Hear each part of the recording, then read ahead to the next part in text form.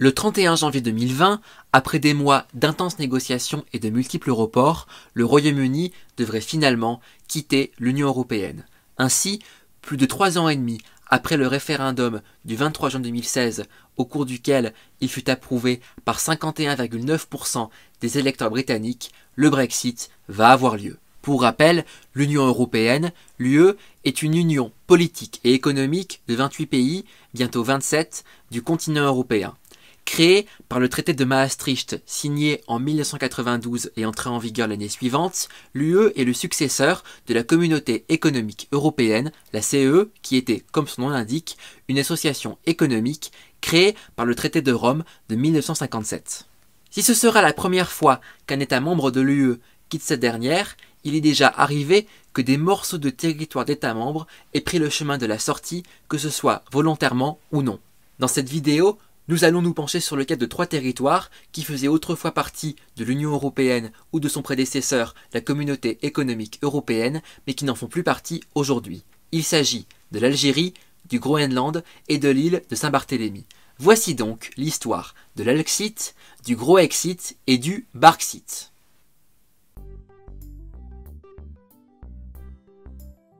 Colonisée à partir de 1830, l'Algérie est pleinement annexée par la France en 1848. Le territoire algérien est alors, comme celui de la métropole, divisé en départements dont le nombre évolue au fil du temps.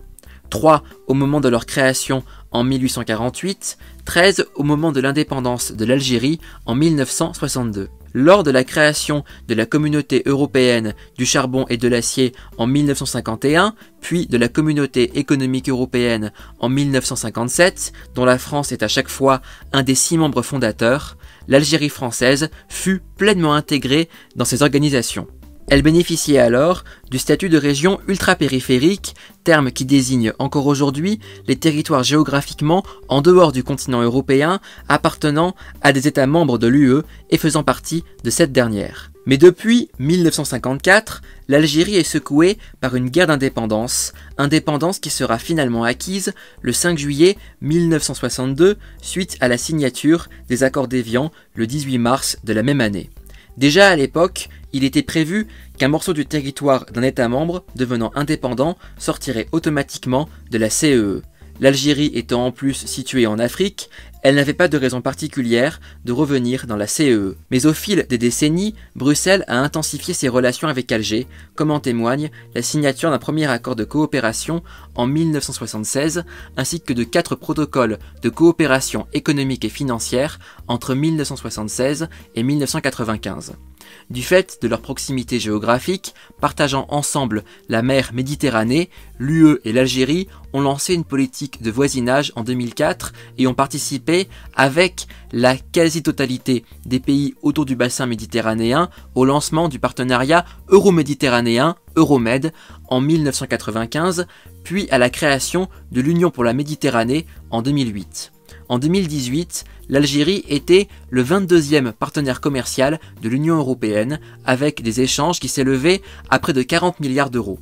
Par ailleurs, l'UE participe au financement de nombreux projets en Algérie, qu'il s'agisse du développement des infrastructures, des ressources humaines ou de la préservation du patrimoine culturel et environnemental. Avec une superficie de 2,2 millions de km² pour seulement 56 000 habitants, le Groenland est à la fois la plus grande île et le territoire le moins densément peuplé au monde. Ce qu'on ne sait pas toujours, c'est que le Groenland, géographiquement en Amérique du Nord, culturellement en Arctique et couvert à 80% par une calotte glaciaire, appartient depuis le XVIIIe siècle à un petit royaume du nord de l'Europe, le Danemark. Le 1er janvier 1973, en même temps que le Royaume-Uni et l'Irlande, le Danemark adhère à la CEE suite au référendum du 11 octobre 1972 qui vit les électeurs danois voter à 63,3% en faveur de l'adhésion. Cependant, tous les territoires du Royaume ne votèrent pas de la même manière. C'est ainsi que les Groenlandais votèrent eux à 70,8% contre l'adhésion à la CEE.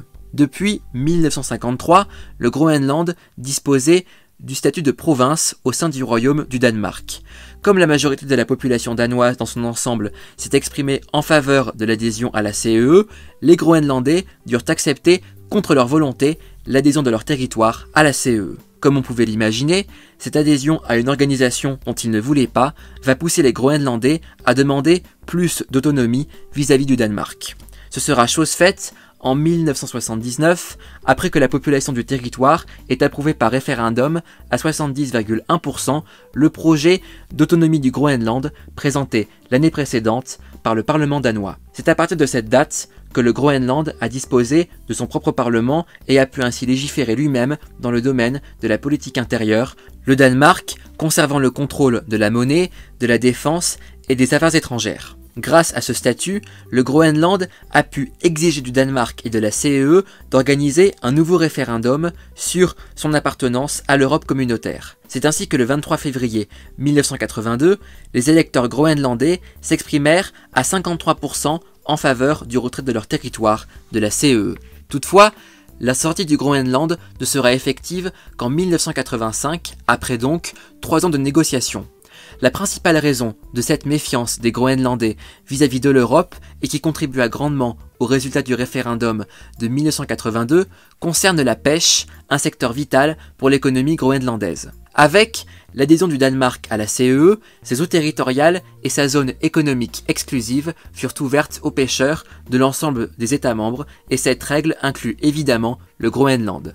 Les Groenlandais craignirent de ne pas pouvoir faire face à la concurrence des pêcheurs des autres pays européens et surtout de ne pas profiter de leurs propres ressources halieutiques.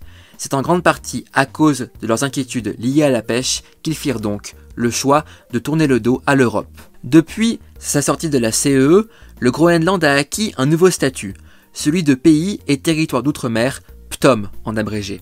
Ce terme désigne les territoires hors du continent européen qui appartiennent à des États membres de l'UE mais qui sont en dehors de cette dernière, à la différence des régions ultrapériphériques. Ainsi, le droit communautaire de l'Union européenne ne s'applique pas dans les PTOM.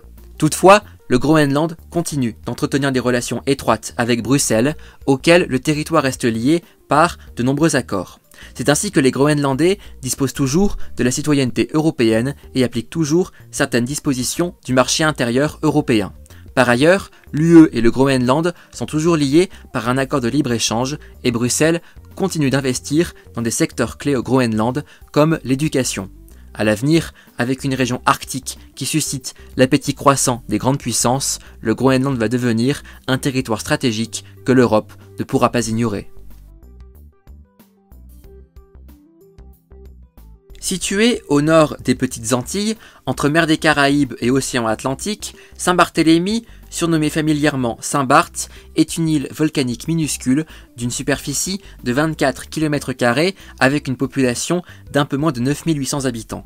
Colonisée pour la première fois par les Français en 1648, l'île de Saint-Barthélemy est vendue par le roi Louis XVI à la Suède en 1784, qui la rend finalement à la France en 1878. C'est à cette date que Saint-Barthélemy est élevé au statut de commune et rattaché administrativement à la Guadeloupe, située à 200 km au sud, qui devient un département d'outre-mer en 1946, puis une région d'outre-mer en 1974 et qui fait partie de l'Union européenne en tant que région ultra-périphérique. En 2003, les habitants de Saint-Barthélemy ainsi que ceux de la partie nord de l'île voisine de Saint-Martin décident de se séparer de la Guadeloupe, séparation qui devient effective le 15 juillet 2007.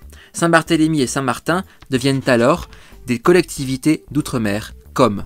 Enfin, le 1er janvier 2012, après que l'État français en ait fait la demande auprès du Conseil européen, Saint-Barthélemy sort de l'Union européenne et passe ainsi du statut de région ultrapériphérique à celui de pays et territoire d'outre-mer de PTOM. Cette volonté de l'île de sortir de l'UE peut s'expliquer par le fait qu'il s'agit d'un tout petit territoire insulaire éloigné de la métropole et de l'Europe et dont l'économie dépend largement du tourisme. De plus, l'isolement géographique de l'île oblige cette dernière à importer tous les produits de première nécessité dont beaucoup ne répondent pas aux standards européens. À Saint-Barthélemy, les réglementations de l'Union européenne y sont ainsi mal adaptées. Toutefois, les habitants de Saint-Barth continuent, en parallèle de la citoyenneté française, de posséder la citoyenneté européenne, et l'euro est toujours la monnaie officielle de l'île. Par ailleurs, Saint-Barthélemy continue d'appliquer partiellement les règles du marché intérieur de l'Union européenne et participe même à la communauté européenne de l'énergie atomique Euratom. Avec le recul, on peut se demander pourquoi une petite île tropicale des Caraïbes éprouverait le besoin de participer à l'utilisation et au développement de l'énergie nucléaire. Ainsi, comme le montrent les 3 exemples de cette vidéo, la CEE puis l'UE n'ont cessé d'évoluer sur le plan territorial et cela inclut les territoires d'États membres qui l'ont quitté pour diverses raisons. Surtout dans le contexte actuel de la sortie du Royaume-Uni de l'UE, donc du Brexit, les relations que des territoires comme l'Algérie, le Groenland et Saint-Barthélemy ont développées avec Bruxelles après leur sortie respective de la CEE ou de l'UE pourraient, dans une certaine mesure, servir d'exemple aux futures relations entre les 2 rives de la Manche. Et voilà, c'est la fin de cette vidéo, j'espère qu'elle vous aura plu. N'oubliez pas de vous abonner dès maintenant à ma chaîne YouTube, d'aimer et de partager cette vidéo comme toutes les autres, et retrouvez-moi évidemment sur Facebook, Instagram et Snapchat. Je vous dis à très bientôt pour de nouvelles aventures palpitantes. Merci les amis et à très vite.